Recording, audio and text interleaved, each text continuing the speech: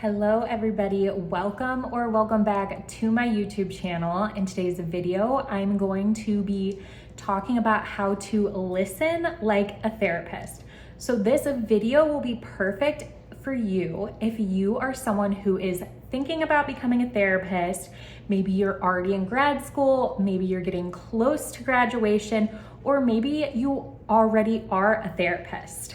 I think that these skills are great to refresh on, and I'm even going to be giving you some pro tips from my own bad judgment calls from when I was first starting out as a therapist.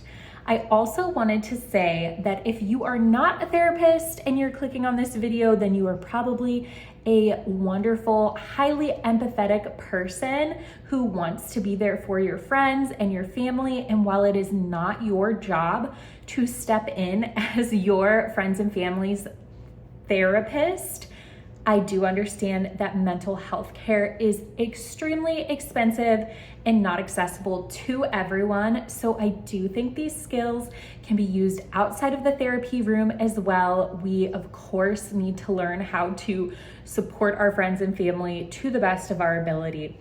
I could go on and on about like the boundaries and all the things that really like go behind that too, but that's not what this video is about. So if this is of interest to you, please stick around.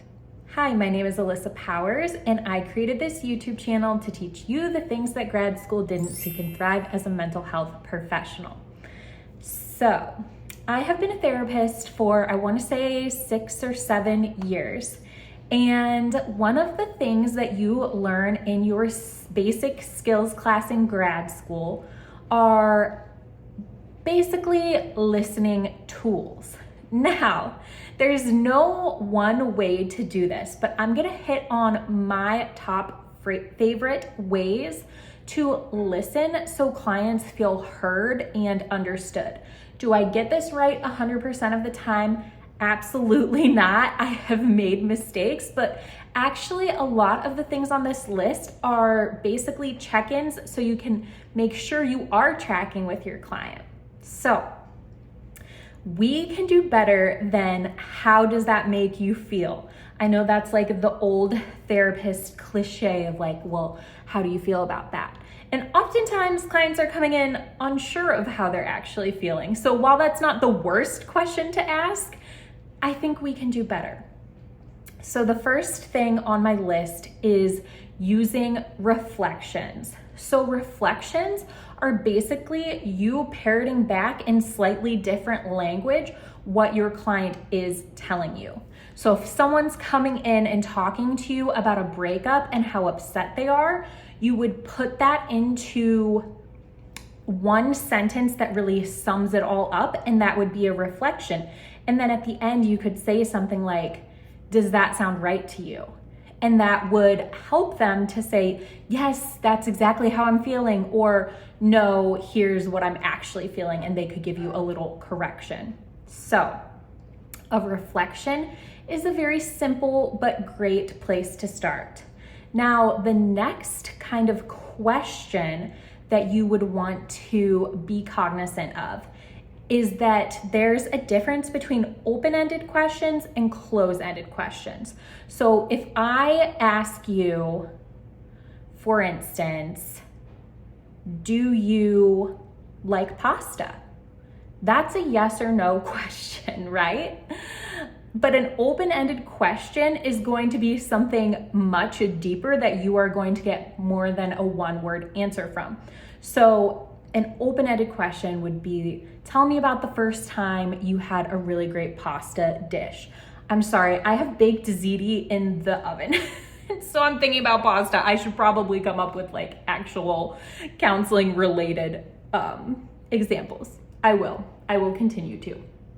So that's just something to keep in mind. I know as a new therapist, I ran into a lot of clients that like weren't great at keeping conversation going and talking, and they just be like, yes, no, yes, no.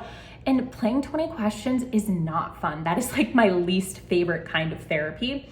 So asking open-ended questions, obviously sometimes clients still need a lot of coaxing, but that is a great way to show that you are actually listening. The next thing I want to talk about is being able to validate and normalize your client's experience. So when you're doing deep listening and being really active, I guess is the best word, when you're being an active listener, it's great to be able to normalize and validate your client's concerns, what they're going through. Of course, some things like obviously are not normal. If you have a client in psychosis and they're describing that, then no, we're not normalizing, we're not validating that. We're gonna do some safety planning and figure out what next steps are. But most of the time, for more everyday concerns, it can be great to just hear from another human being, like you are not alone. So normalizing and validating experiences are wonderful. The next thing that I was just thinking about, and I haven't heard anyone else talk about this when talking about active listening, is just that just because you're a therapist and just because you are listening to your client and you're on their team, which you are, it doesn't mean your client is always correct or that their side of things is always right. It's actually our job to bring up other perspectives and to help clients to look outside of just their own viewpoint. So if a client's complaining about a coworker that they don't like and they're just going on and on and on, you know, yes, you want to empathize, but I think it can be easier to just say like, oh my gosh, that person sucks. Can't believe they did that. That's the easy way, but really you want to understand where your client's coming from and also be able to challenge them and say, you know, what do you think they're going through that causes them to be that way? How can you cope? How can you see things from another perspective? That's the difference, I guess, between them being able to go to their friends and talk about it versus going to a therapist. Because when I talk to my friends about stuff, like I don't care, you know, I'm just gonna be on their team regardless. I'm like, oh my gosh, that's terrible, that stinks, whatever. You're just like, regardless of all the things that can actually be skewed, you just go with it, right? Or at least I do, because I'm not working. When I'm talking to my friends, I'm not playing therapist. So that's something to keep in mind, is that your client, while it's always their perspective and they know their perspective best, it doesn't mean that they're always right or that you should basically like cancel people or like fall into very black and white thinking. And then my 2 pro tips, just when you're doing sessions, when you're practicing your active listening, never assume how someone's feeling. So you can take a lot of context clues from things, obviously, and yes, when you're doing a reflection, like you're parroting it back to them in different language. But I remember being in my practicum and I had a client come in and I was doing an intake form with him, and it asked about like his marital status and he was married. So then it asked about his sex life and I jumped ahead and was like, oh, well, you're married, so you're sexually active. And he was like, no, I'm not. And I was like, oh no, why did I say that? Like, why would I just assume that? And I have since learned, don't assume, and don't even assume how someone's feeling about something. You know, like they might be going through something and you might think, oh my gosh, yay, like you lost a bunch of weight or something like that. That could be like, yay, maybe. It depends how you feel about losing that weight, right? And if you did it in a healthy way. So don't assume. And then the last pro tip is don't overly use personal antidotes. So it's hard because when you deeply relate to your clients and you have your own experiences that are similar, you want to be able to say like, oh my gosh, that happened to me too, or here's my story about that. But I really think do that sparingly because it can come off very story topping, and also no 2 situations are the same.